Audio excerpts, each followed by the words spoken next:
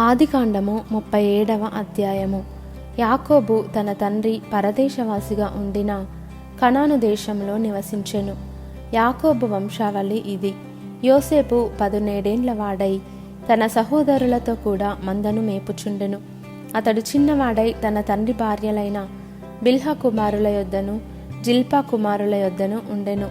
అప్పుడు యోసేపు వారి చెడుతనమును గూర్చిన సమాచారము వారి తండ్రి యొద్దకు తెచ్చుచుండువాడు. మరియు యోసేపు ఇశ్రాయేలు వృద్ధాప్యమందు పుట్టిన కుమారుడు గనుక తన కుమారులందరికంటే ఎక్కువగా అతని ప్రేమించి అతని కొరకు విచిత్రమైన నిలువుటంగి కుట్టించెను. అతని సహోదరులు తమ తండ్రి అతనిని తమ అందరికంటే ఎక్కువగా ప్రేమించుట చూచినప్పుడు వారు అతని మీద పగపట్టి అతనిని క్షేమ సమాచారమైనను అడగలేకపోయిరి.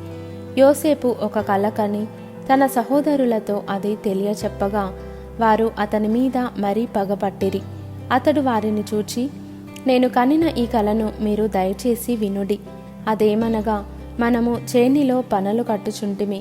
నా పన లేచి నిలుచుండగా మీ పనలు నా పనను చుట్టుకొని నా పనకు సాష్టాంగపడెనని చెప్పెను.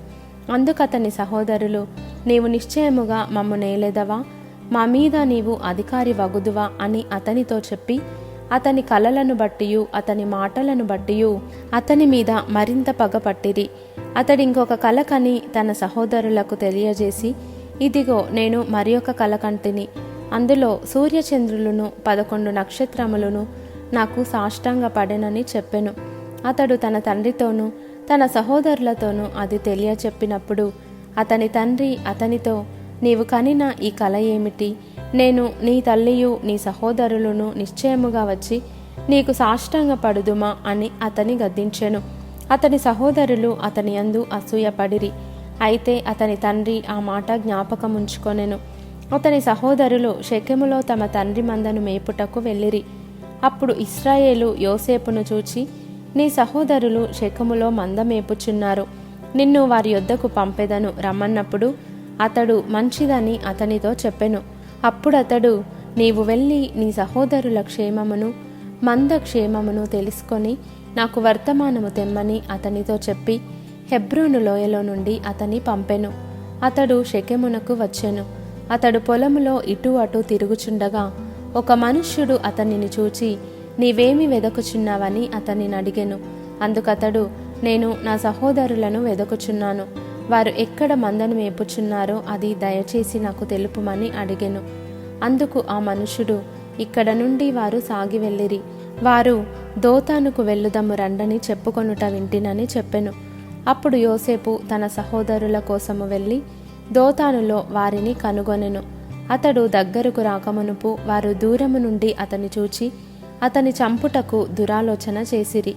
వారు, ఇదిగో ఈ కలలు కనువాడు వచ్చుచున్నాడు, వీని చంపి ఇక్కడనున్న ఒక గుంటలో పారవేసి దుష్టమృగము వీని తినివేసనని చెప్పుదము. అప్పుడు వీని కలలేమగునో చూతము రండని ఒకనితో ఒకడు మాటలాడుకొనిరి. రూబేను ఆ మాట విని, మనము వానిని చంపరాదని చెప్పి వారి చేతులలో పడకుండా అతని విడిపించెను. ఎట్లనగా, రూబేను అతని తండ్రికి అతని నప్పగించుటకై వారి చేతులలో పడకుండా అతని విడిపింపదలచి, రక్తము చిందింపకుడి, అతనికి హాని ఏమీ చేయక అడవిలోనున్న ఈ గుంటలో అతని పడద్రోయుడని వారితో చెప్పెను. యోసేపు తన సహోదరుల యొద్దకు వచ్చినప్పుడు వారు యోసేపు అంగీని అతడు తొడుగుకొని ఉండిన ఆ విచిత్రమైన నిలువుటంగీని తీసివేసి అతని పట్టుకొని ఆ గుంటలో పడద్రోసిరి. ఆ గుంట వట్టిది, అందులో నీళ్లు లేవు. వారు భోజనము చేయ కూర్చుండి కన్నులెత్తి చూడగా ఐగుప్తునకు తీసుకొని పోవుటకు గుగ్గిలము మస్తకియు బోలమును మోయుచున్న ఒంటెలతో ఇష్మాయేలీయులైన మార్గస్థులు గిలాదు నుండి వచ్చుచుండిరి.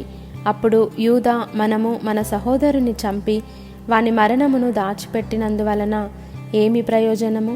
ఈ ఇష్మాయేలీయులకు వానిని అమ్మివేయుదము రండి. వాడు మన సహోదరుడు, మన రక్త సంబంధి గదా, వానికి హాని ఏమీ చేయరాదని తన సహోదరులతో చెప్పెను. అందుకతని సహోదరులు సమ్మతించిరి. మిద్యానీయులైన వర్తకులు ఆ మీదుగా వెళ్ళుచుండగా వారు ఆ గుంటలో నుండి యోసేపును పైకి తీసి ఆ ఇష్మాయేలీయులకు 20 తులముల వెండికి అతనిని అమ్మివేసిరి. వారు యోసేపును ఐగుప్తునకు తీసుకొని పోయిరి.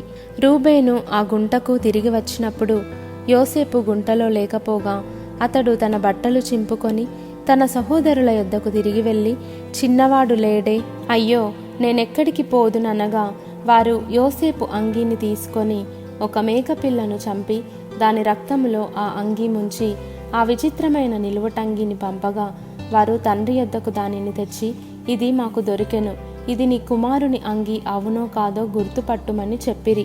అతడు దానిని గుర్తుపట్టి, ఈ అంగీ నా కుమారునిదే, దుష్టమృగము వానిని తినివేసెను, యోసేపు నిశ్చయముగా చీల్చబడెననెను. యాకోబు తన బట్టలు చింపుకొని తన నడుమున గోనెపట్ట కట్టుకొని అనేక దినములు తన కుమారుని నిమిత్తము అంగలార్చుచుండగా అతని కుమారులందరూ అతని కుమార్తెలందరూ అతనిని ఓదార్చుటకు యత్నము చేసిరి. అయితే అతడు ఓదార్పు పొందనొల్లక, నేను అంగలార్చుచు మృతుల లోకమునకు నా కుమారుని యొద్దకు వెళ్ళెదనని చెప్పి అతని తండ్రి అతని కోసము ఏడ్చెను.